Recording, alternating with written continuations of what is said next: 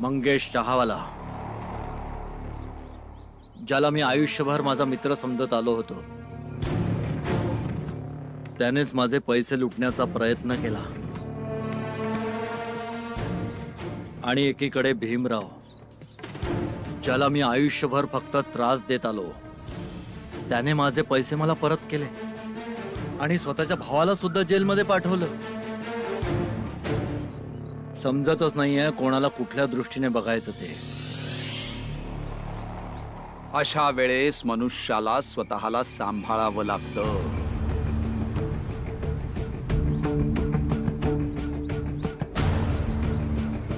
शास्त्रामध्ये लिहिलेलं आहे, जेवढं मनुष्याचं मन पैशात गुंतलेलं असतं तेवढाच तो धर्मापासून दुरावत जातो। माणूस रिकाम्या हाताने येतो आणि जाताना फक्त कर्म आणि धर्म घेऊन जातो। तुमच्या दुकानातलं सोनं चांदी नाही। पण महाराज, दुःख या गोष्टीचं आहे की मंगेश माझा मित्र होता आणि मला विश्वास आहे तुम्हीच त्याला सांगितलं असणार। बरोबर बोलताय तुम्ही, आम्हीच सांगितलं होतं, कारण आम्हाला पैशांबद्दल असलेला तुमचा लोभ कमी करायचा होता। आम्हाला हे पाहायचं होतं की पैशांबद्दल तुम्हाला किती आपुलकी आहे। आधी आम्हाला असं वाटत होतं की तुम्ही आमच्या आणि देवाच्या चरणांवर समर्पित आहात, पण नाही, आमचा अंदाज चुकला शेठ। महाराज, हे माझे कमवलेले पैसे आहेत। आणि दुसरी गोष्ट, तर्काबद्दल बोलायचं झालं, दान इच्छेचा विषय। हो, तर्काचा विचार केला तर हेही बरोबर आहे की भीमराव आणि त्याच्या समाजाचे लोक आपण बनवलेलं पाणी तर पित नाहीत, निसर्गाने बनवलेलं पाणी पिता। आपण बनवलेली हवा नाही घेत, निसर्गाने बनवलेल्या हवेचा वापर करतात। तरीही आपण त्यांना अडवतो, तुम्हीही अडवता का? तर्क जिथे संपतो ना शेठ धनसुखलाल, धर्म तिथूनच सुरू होतो। जर धर्मातनं तर्क काढला मग फक्त अंधविश्वासच राहतो। आणि महाराजचा जो धर्म आहे, ज्याला लोक धर्म मानतात, तो चुकीचा धर्म आहे।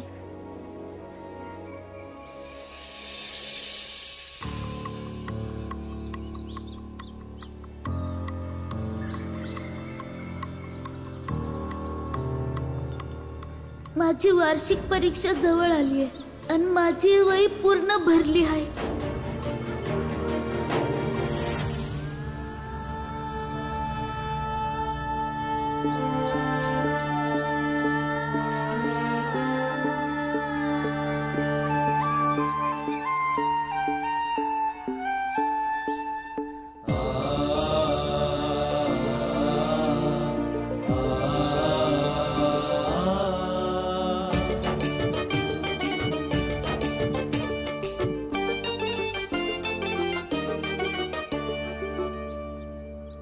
ज्यों तिल माही तेल है, ज्यों चकमक में आग, तेरा साईं तुझ में ही जाग सके तो जाग, जाग सके तो जाग।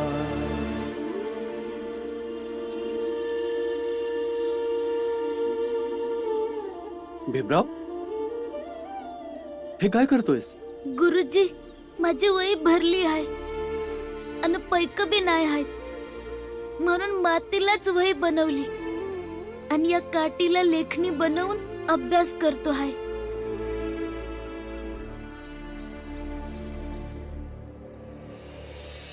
कोणी आहे? कोणी आहे का? इकडे या, इकडे या. तुम्ही लोक इकडे या. इकडे या, इकडे.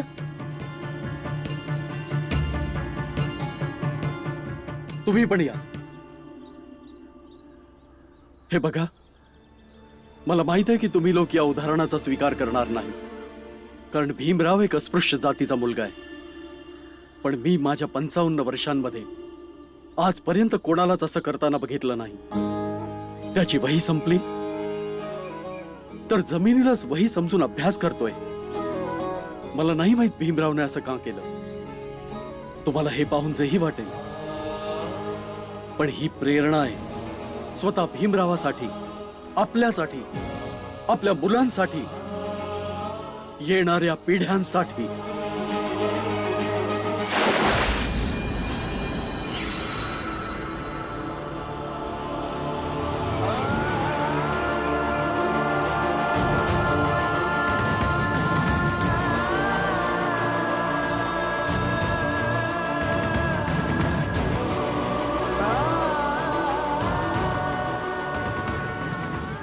भीमराव, तुझ्या महत्वाकांक्षी अभ्यासाचा विषय आम्ही आमच्या जमिनीत रुजू देणार नाही. आमची माती दूषित होऊन जाईल. जो शेठ आमच्या मार्गावरून परावृत्त होत होता, आता पुन्हा एकदा जुने रंग दाखवू लागलाय. आणि ऐक भीमराव, इथेच नाही तर संपूर्ण साताऱ्यात कुठेही तू अशा पद्धतीने अभ्यास केलास तर आम्ही तुला थांबवणारच. काय भावांनो? नक्कीच थांबू.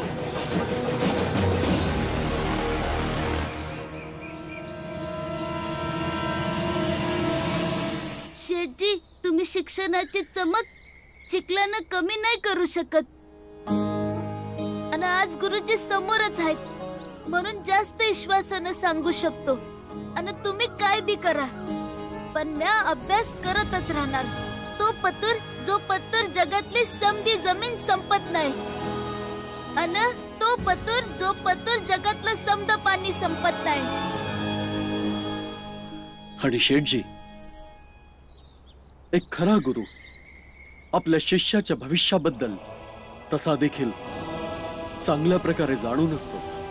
मला माहित आहे तुमच्याद्वारे तयार केलेल्या या पाण्याच्या त्रासामुळे भीमराव थांबणार नाहीये, परंतु तो शिक्षणासाठी समुद्राच्या पाण्याला देखील पार करेल. खूप लांब 7 समुद्रा पलीकडे जाऊन अभ्यास करेल, जिथे जगातलं सर्वात चांगलं शिक्षण मिळतं. भीमराव तुम्हा लोकांपासून इतका लांब निघून जाईल की तुम्हा लोकांची जात आणि धर्माची भिंत त्याला स्पर्शही करू शकणार नाही. आणि तुम्ही तिथवर पोहोचू शकणार नाही. समजलं गुरुजी? तुम्ही या भीमरावला झाडावर चढून चढून याचं डोकं खराब केलंय आणि आता याला परदेशात जायचे स्वप्न दाखवताय. अहो, या अस्पृश्य लोकांना वाईसराय बनवायचं स्वप्न दाखवतात का? तर ठीक आहे, ते दिवस पण बघून घेऊ.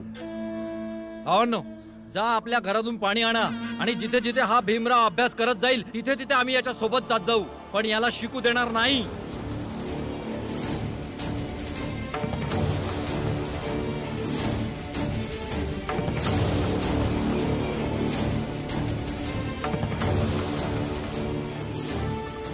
भीमराव, ही वही तुझ्याकडे ठेव, कारण माझ्याकडे पुस्तक नाही आहे आणि बाबा पुस्तक घ्यायला मनाई करतायत. तर मग मी वयांचं करू काय? म्हणून ह्या वया तू तुझ्याकडे ठेव. अरे तुझं काय डोक्या बिक्या फिरलाय की काय? तू तुझी वही याला देणार, या अस्पृश्य जातीवाल्याला? वय देणार.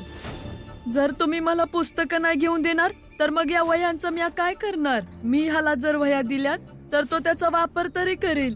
तुला पुस्तक पाहिजे ना? चल, मी तुला विकत घेऊन देतो, पण ही वही तू त्याला नाही द्यायची, समजलं? चल घ्या. आता वह्या अशुद्ध झाल्या, आता परत कसं घेणार बाबा? लय डोकं चालवतोस. चल तू घरला, तुला सांगतो बरोबर. अरे तू काय दाखवणार आहेस? काय बरोबर आहे आणि काय चुकीचं या मुलाने दाखवलंय. याने गरजूला वही दिली हे चांगलं काम केलंय. तू याच्या पुस्तकाच्या पैशांना वर्गणीत दिलंस ते चुकीचं होतं. आता तू याला मारून बदडून स्वतःचा राग काढणारस. असं करून तू तुझ्या मुलापासून लांब जाशील. आता पुढे जेही करशील शांतपणे विचार करूनच कर.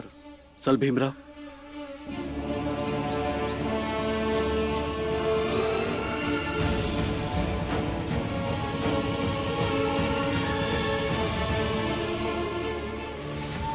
तुला मोठा आनंद होतोय मित्र बनवताना? शेठजी त्याचा हात सोडून द्या. ही आमचा घरगुती मामला आहे, आम्ही सांभाळून घेऊ. समजव याला. ये चल रे. आता काय सांगू ताई, रामजीला भेटाया मी गोरेगावला गेलो होतो. पर जेव्हा जिजाबाईला हे कळलं की मी रामजीला भेटाया इथे आलोय, तर तिने सरळ सरळ मला सांगितलं की मी रामजीला भेटाया तिथे नग जाऊ म्हणून. जिजाबाईने हा निरोप बी पाठवला होता की भीमाने पत्र लिहून भाऊला कळवावं, त्याने इथं काय मदत करू नये. काय? जिजाबाईचे विचार एवढे संकुचित न घाणेरडे कसे काय झाले? तिने समद काय चुकीचं केलं? होय, चुकीचं तर घडलंय, पर हे बी हाय की पोरवयाच्या मानानं आधीच संघर्ष करायला शिकली आणि कदाचित हे त्यांच्या भविष्यासाठी बरोबर बी हाय. पर ताई, आताची आपली हालत कशी झाली बघ ना. पोरं लहानपणच विसरून गेलेत, फक्त त्या जिजाबाईच्या वागण्यामुळं.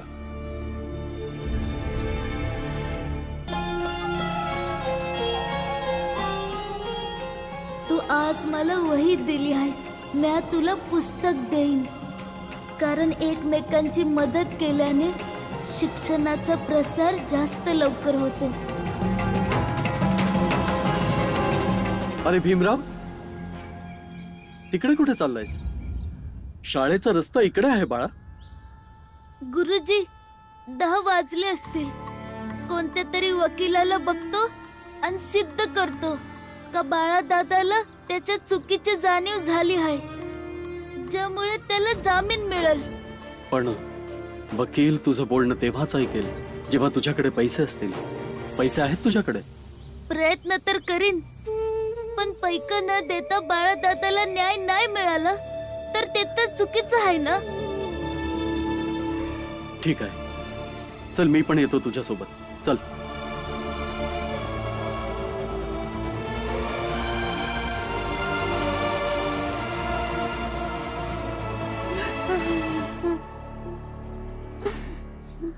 ताई, हे काही पैक आहेत, तुम्ही ठेवून घ्या. आता भीम बाळा आल्यानंतर हे पैक घेणार नाहीत, म्हणून मी हे तुम्हासनी देतो. आणि तुम्ही त्यासनी सांगूच नका की आपल्या समध्या समाजाच्या लोकांनी मिळून हे पैक दिलेत. ताई, आता तुम्ही काय बी बोलू नका, फक्त ते पैक ठेवून घ्या बरं. नाही पुरंजन, मी हे नाही करू शकत.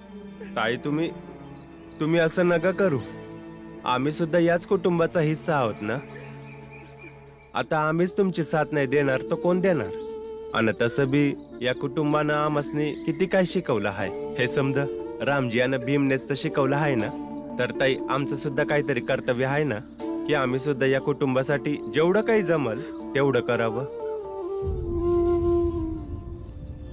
मी येतो हा आता.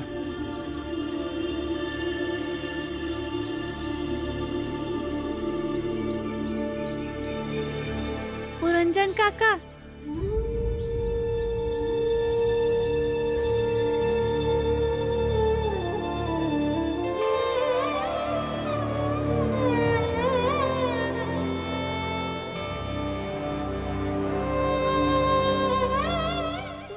आम्ही दोघी पोरी आहोत म्हणून आम्हाला काम करण्यापासून समजे रोखतील, पण आम्ही लपून छपून कुणा दुसऱ्याची मदत घेऊ.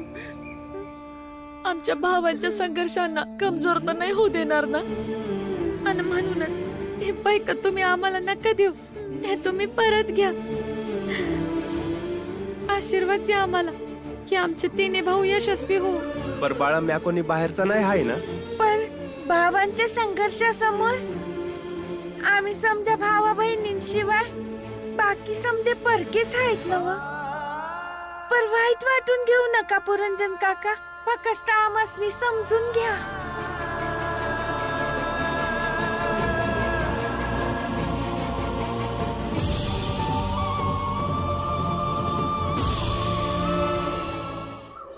धन्य आहात तुम्ही दोघे. मी नेहमीच या गोष्टीचा साक्षीदार असेन की जेव्हा भीमराव आपल्या आयुष्यामध्ये संघर्षाच्या सर्वात कठीण काळातून जेव्हा जात होता, जेव्हा त्याचा बाप बी त्याच्या संग नाही आहे, तेव्हा त्याच्या दोन्ही बहिणी त्याच्या संग मजबूतीने उभ्या आहेत.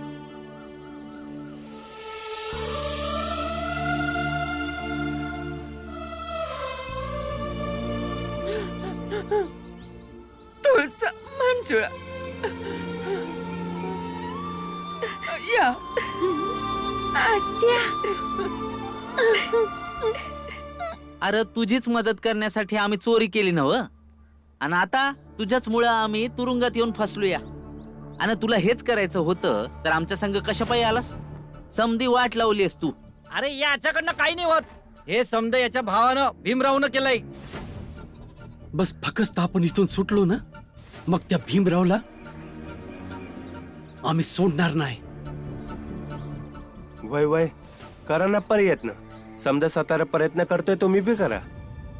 पर काय बी करू शकणार नाही. काय करू शकला तर हे करा की त्याच्याकडनं काहीतरी ज्ञान घ्या. थोडं ज्ञान मिळालं तर अशी चोरी बिरी करणार नाही तुम्ही. काहीतरी चांगलंच काम करा. तर मग आता अस्पृश्याकडून ज्ञान घ्यायचं का? नका घेऊ. तुमच्या या कामामुळे तुम्ही तिकडेच हात जिथं अस्पृश्य जातीचा बाळा बसलाय. आपण समजे एकसारखेच झालो. एक राहू देईल तेव्हाच ना.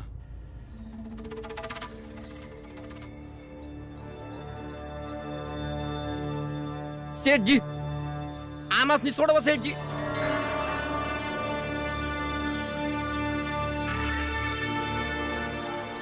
चहावाला मंगेश आणि या दोघा चोरांची मी जमानत घ्यायला आलोय.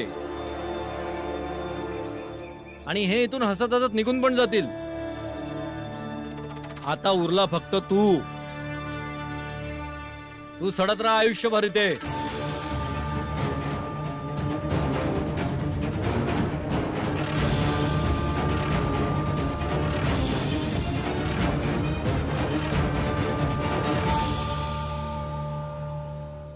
जमानतचे पैसे घ्या, यांना सोडून द्या. वकिलांचे कागदपत्र पण आहेत, वाचून घ्या.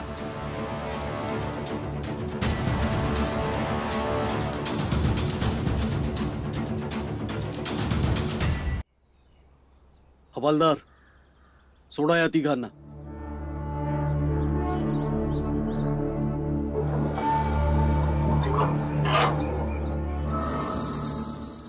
लय इमानदार बनत होतास ना तू. आता बघ तुझं इमानदारीचं भूत कसं उतरतं ते. हे तर सड आता. आम्ही तर जातो इथून. तुम्हा सगळ्यांना भूक लागली असेल. चला, जायच्या आधी जेवून घ्या. लय लय धन्यवाद शेठजी. चला जेवून घ्या. आता प्रत्येकाच्या आयुष्यात जेवण थोडी लिहिलं असतं, आणि तसंही याच्या घरी तर सगळेजण उपाशी मारतायत. हे याच्यासाठी जेवण कुठून आणतील? चला. वय शेठजी.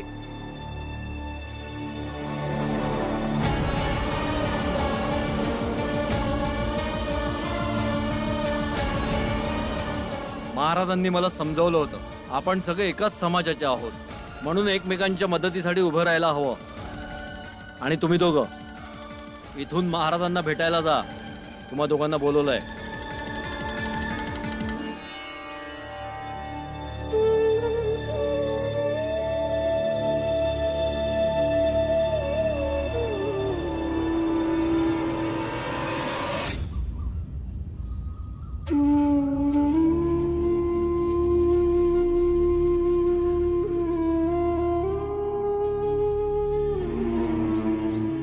गुरुजी, समदे वकील लय पैक सांगतायत. आपण एवढं पैक कुठून आणायचं? हीच तर अडचण आहे. सरकारी वकील पण केस घेणार नाही. जात धर्म मध्ये येईल. बाळा दादा, मी तुला काय बी करून जेलमधून सोडवीन, पण आज आपल्या संकल्पांना आपल्या नात्यापेक्षा जास्त महत्त्व देऊन जे शिकवण मिळेल त्यामुळे मला भविष्यात खूप काही निर्णय घेण्यात उपयोग